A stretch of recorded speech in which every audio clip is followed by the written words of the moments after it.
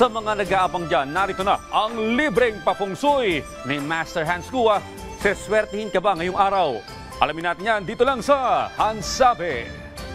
Rise and shine, mga ka-RSP! Narito na po ang gabay, patnubay para lahat, prediksyon ni Master Hans Kua ngayong araw ng February 10. Happy Monday!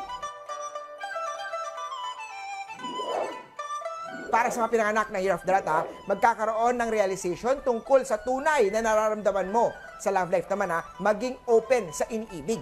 Tanggapin kung ano man ang naging reaksyon niya sa ipagtatapat mo. Red at 6 ang swerte kay Year of the Rat. Kaya Ox naman tayo maghanda ng pinaplanong date. Feng Shui tip ni Master Hansa, maglagay ng salt bowl sa main entrance ng bahay para ma-absorb niyan ang mga negative energy at ma-achieve naman ang perfect date night vibes. White at 7 ang swerte kay Year of the Ox.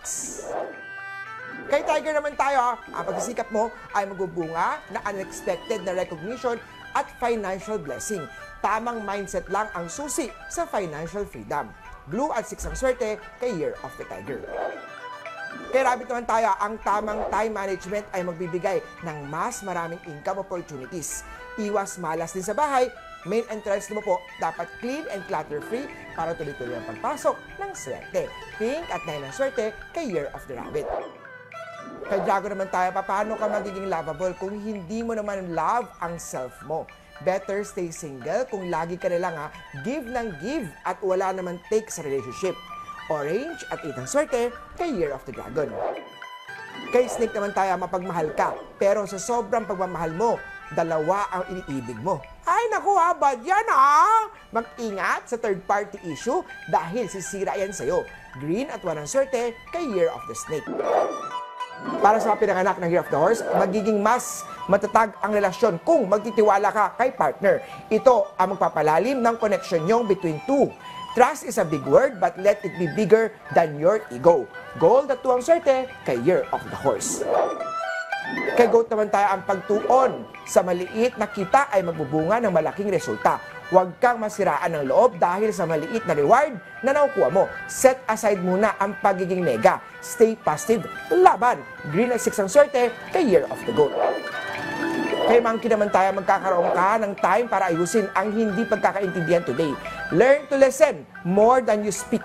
The wisdom is silence. Hold more power than the words you can say.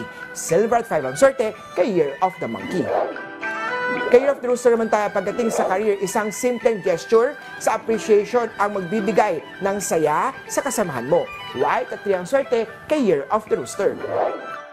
Kay Year of the Dog naman tayo, ang pagbibigay ng oras para sa hobby ay magpapabuti ng mental health mo.